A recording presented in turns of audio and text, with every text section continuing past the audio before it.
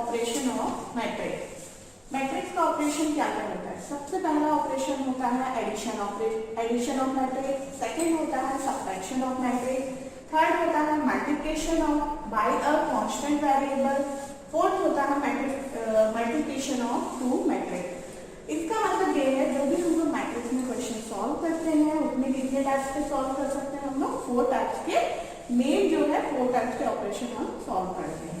पहला जो ऑपरेशन है एडिशन ऑफ मैट्रिक्स, जिसको हम एग्जांपल के थ्रू समझाना चाहें कि यदि हमारे पास कोई मैट्रिक्स है A equal to 1 2 4 3 and B equal to 2 3 4 5, तो एडिशन ऑफ मैट्रिक्स ये कहा जाता है कि दोनों का sum. Then this is A plus B, addition का मतलब हो गया दोनों मैट्रिक्स का sum. A plus B equal क्या हो जाएगा? आपको जो गिवन मैट्रिक्स है 1 2 4 3 प्लस सेकंड मैट्रिक्स जो गिवन है 2 3 4 5, दोनों का सम करना है। तो देन कैसे सॉल्व करेंगे?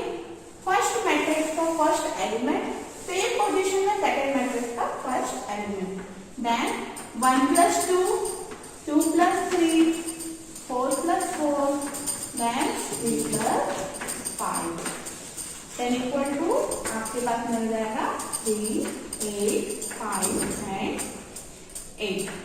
तो ये आपका कहलाता है addition of matrix. Second topic is subtraction of matrix. Subtraction of matrix नाम से ही आपको समझ में आना, सब्ट्रैक्शन का मतलब क्या होता है? दोनों का सब्ट्रैक्ट, मतलब दोनों मैट्रिक्स को आपको क्या करना पड़ेगा? Minus. Then A minus B equal, यहाँ आपके पास गिवन मैट्रिक्स है 1 2 4 3 माइनस 2 4 3 5। सेम जैसे आपने सम में किया है ऐसे ही वैसे ही करोगे। 1 minus 2 2 minus 3 4 minus 4 and 3 minus 5। तो इसका मतलब इसका आंसर आपको क्या मिलता है? -1 0 देन -2। ये कहलाता है आपका subtraction of matrix. Third point में हम देखते हैं multiplication of matrix bye a constant variable. इसका मतलब ये होगा कि कोई मैट्रिक्स हमने लिया A इक्वल टू 2 3 4 5, हमने एक मैट्रिक्स लिया 2 3 4 5 by a constant variable, then इस A के साथ कोई कांस्टेंट नंबर गिवन हो, मतलब मान लेते हैं हमको गिवन है 3A, फाइंड आउट करना है 3A। देन ये जो 3 है आपका कांस्टेंट है, इसके साथ A जो है एक मैट्रिक्स है जो 2 3 4 5 है। देन 3A की वैल्यू आपको हो जाएगा इस 3 के साथ पूरे मैट्रिक्स के एलिमेंट का मल्टीप्लाई, मतलब 2 into 3 3 into 3 4 into 3 then 5 into 3। इसका मतलब इसका आंसर क्या मिल जाएगा आपको? 6 12 9 एंड 50। ये कहलाता है आपका multiplication of matrix bye a constant variable, मतलब किसी भी कांस्टेंट का यदि उस मैट्रिक्स के साथ उस मल्टीप्लाई होता है तो आपके पास उस कांस्टेंट टर्म को उस मैट्रिक्स के पूरे एलिमेंट के साथ आपका क्या करना रहता है? मल्टीप्लाई करना रहता है। एंड फोर्थ वन इज यदि कोई मैट्रिक्स हमको गिवन है 1 2 3 4 एंड सेकंड मैट्रिक्स गिवन है 2 3 4 5, तो इसका मतलब ये है कि फोर्थ हमारे लिए कहता है मल्टीप्लिकेशन ऑफ टू मैट्रिक्स। ये दो मैट्रिक्स आपको गिवन है, इन दोनों का मल्टीप्लाई करना है। मल्टीप्लाई का सबसे रूल होता है कि कोई भी मैट्रिक्स हमको गिवन रहती है उसका मल्टीप्लाई हम किस तरीके से करें।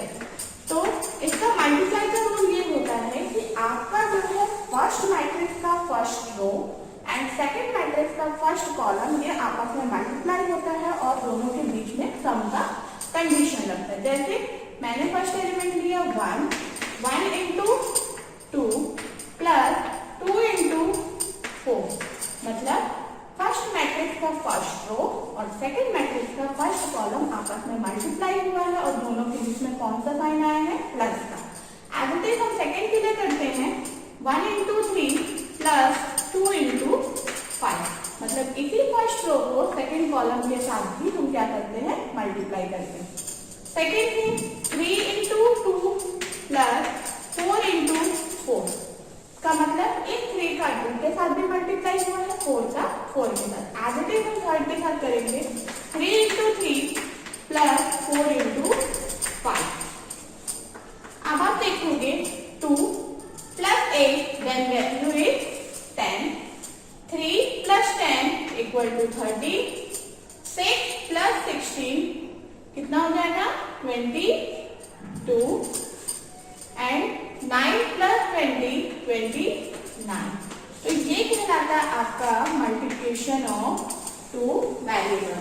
मतलब हमने 4 कंडीशन पढ़ा था, एडिशन में दोनों के बीच का सम, सब्ट्रैक्शन में आपके दोनों के बीच में कौन सा साइन, माइनस का साइन, और कांस्टेंट में आपको क्या करना है, उस कांस्टेंट वेरिएबल के साथ उस मैट्रिक्स का मल्टीप्लाई। एंड फोर्थ वाली जब प्रोडक्ट पूछा जाता है, प्रोडक्ट में हमको क्या करना रहता है, इसी का थोड़ा सा टफ हो जाता है कि हमको चेक करना है, ये रूल्स याद रखना रहता है कि फर्स्ट मैट्रिक्स का फर्स्ट कॉलम और सेकंड मैट्रिक्स का फर्स्ट मैट्रिक्स का फर्स्ट रो और सेकंड मैट्रिक्स का फर्स्ट कॉलम का आपस में मल्टीप्लाई होता है और बीच में कौन सा साइन आता है, प्लस का साइन आता है। तो इस तरीके से हम a into B, a plus B, a minus B and constant value निकालेंगे।